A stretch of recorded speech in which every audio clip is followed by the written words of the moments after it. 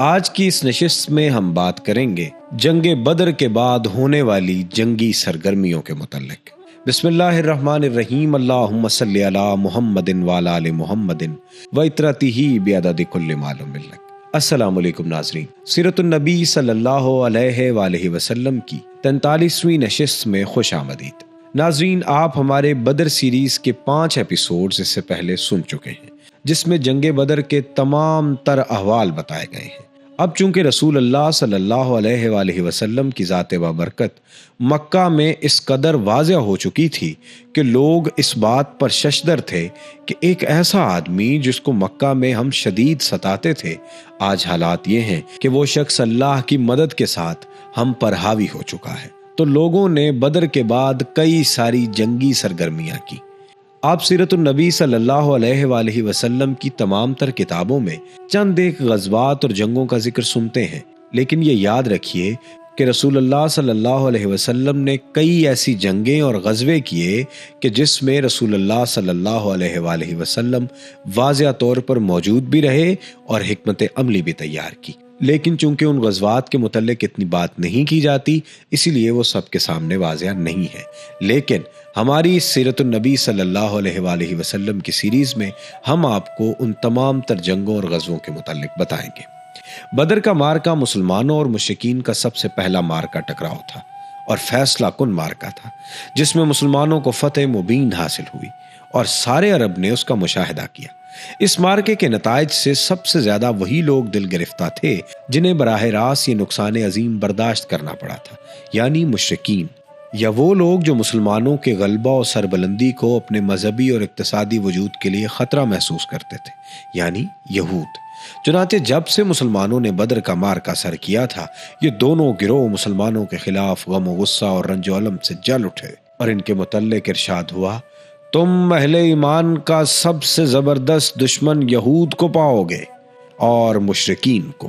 مدینے میں کچھ لوگ ان دونوں گروہوں کے ہمراز و مساز تھے۔ انہوں نے جب دیکھا کہ اپنا وقار برقرار رکھنے کی اب کوئی سبیل باقی نہیں رہ گئی تو بظاہر اسلام میں داخل ہو گئے۔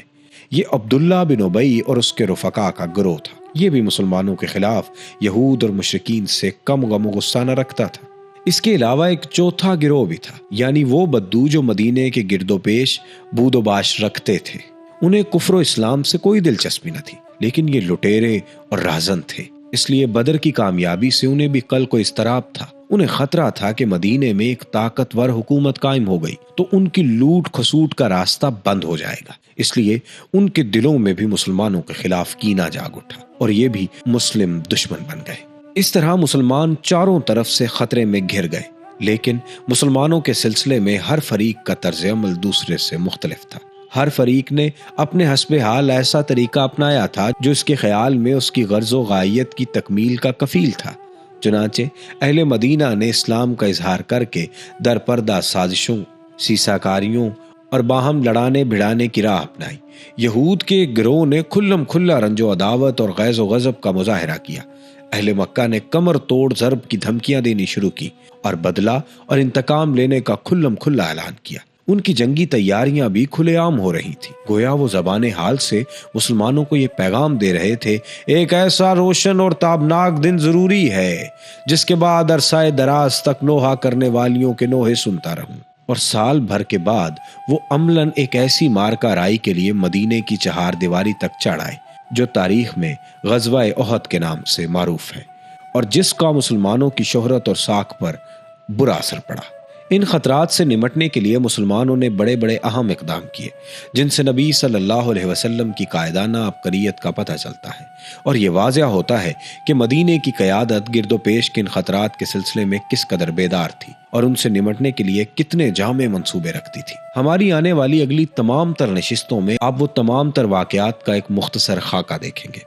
غزوہ بدر کے بعد سب سے پہلی خبر جو مدینے کے شعبہ اطلاعات نے فراہم کی وہ یہ تھی کہ قبیلہ غطفان کی شاخ بنو سلیم کے لوگ مدینے پر چڑھائی کے لیے فوج جمع کر رہے ہیں۔ اس کے جواب میں نبی صلی اللہ علیہ وسلم نے 2 سواروں کے ساتھ ان پر خود ان کے علاقے میں اچانک دھاوا بول دیا اور مقام قدر میں ان کی منزل تک پہنچ گئے۔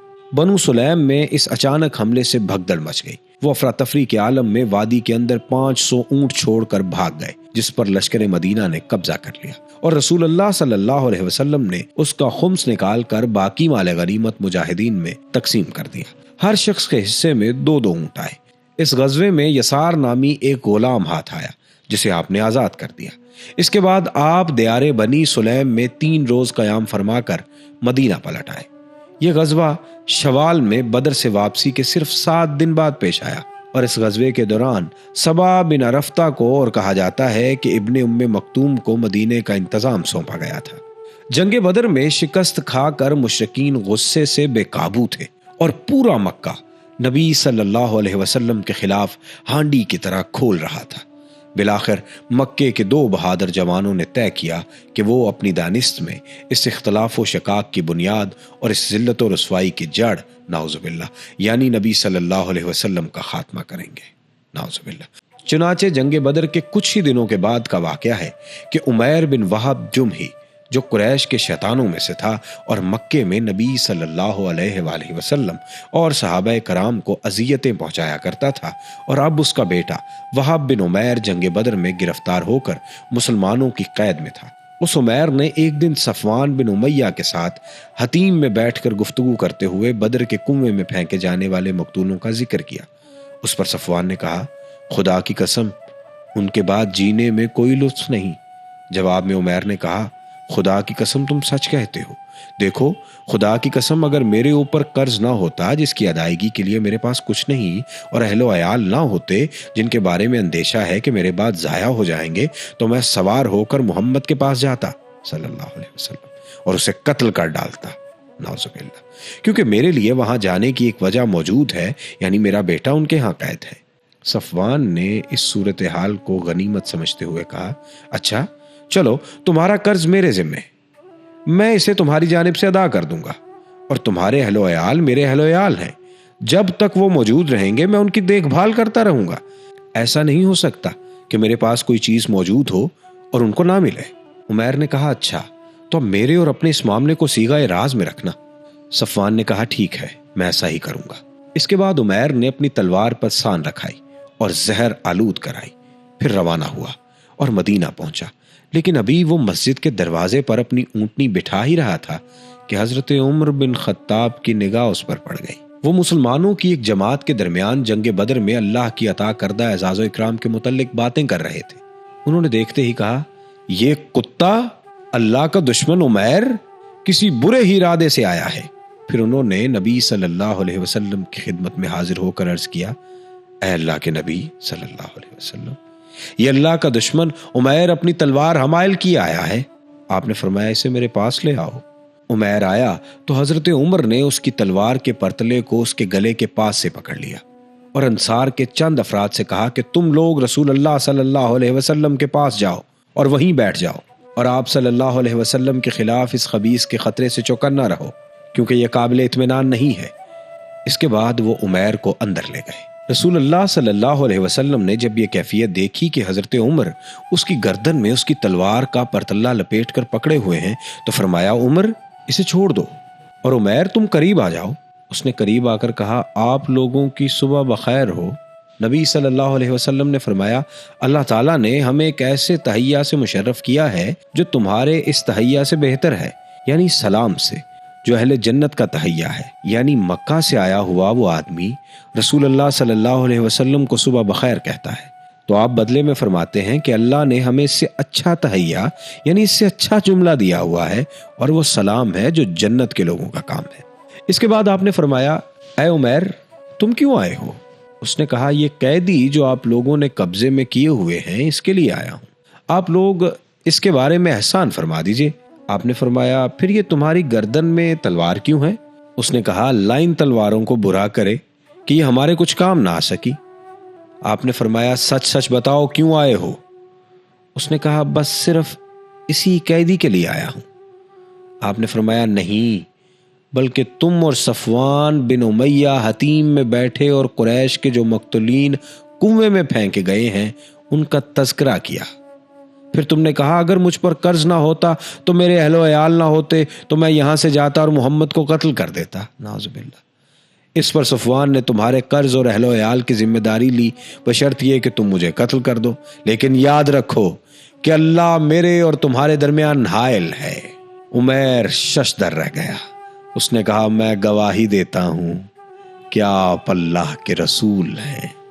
اے اللہ کے رسول، آپ ہمارے پاس جو آسمان کی خبریں لاتے تھے اور جو آپ پر وحی نازل ہوتی تھی اسے ہم جھٹلا دیا کرتے تھے، لیکن یہ تو ایسا معاملہ ہے جس میں میرے اور صفوان کے سوا کوئی موجود ہی نہ تھا، اس لیے واللہ مجھے یقین ہے کہ یہ بات اللہ کے سوا اور کسی نے آپ تک نہیں پہنچائی۔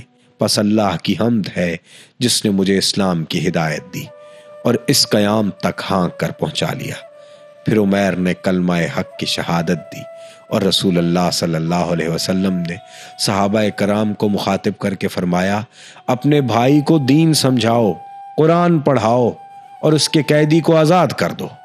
ادھر صفوان لوگوں سے کہتا پھر رہا تھا کہ یہ خوشخبری سن لو کہ چند ہی دنوں میں ایک ایسا واقعہ پیش آئے گا جو بدر کے مصائب بھلوا دے گا۔ ساتھ ہی وہ آنے جانے والوں سے عمیر کی بابت پوچھتا بھی رہتا۔ بالآخر اسے ایک سوار نے بتایا کہ عمیر مسلمان ہو چکا ہے۔ یہ سن کر صفوان نے قسم کھائی کہ اس سے کبھی بات نہ کرے گا اور کبھی اسے نفع نہ پہنچائے گا۔ ادھر عمیر نے اسلام سیکھ کر مکے کی راہ لی اور وہیں مقیم رہ کر اسلام کی دعوت دینا شروع کی۔ ان کے ہاتھ پر بہت سے لوگ مسلمان ہوئے۔ ناظرین، آج کی اس نشست سے فی الحال اتنا ہی۔ اپنے میزبان سید ابرار ابوالحسن کو اجازت دیجیے۔ اللہ حافظ و ناصر۔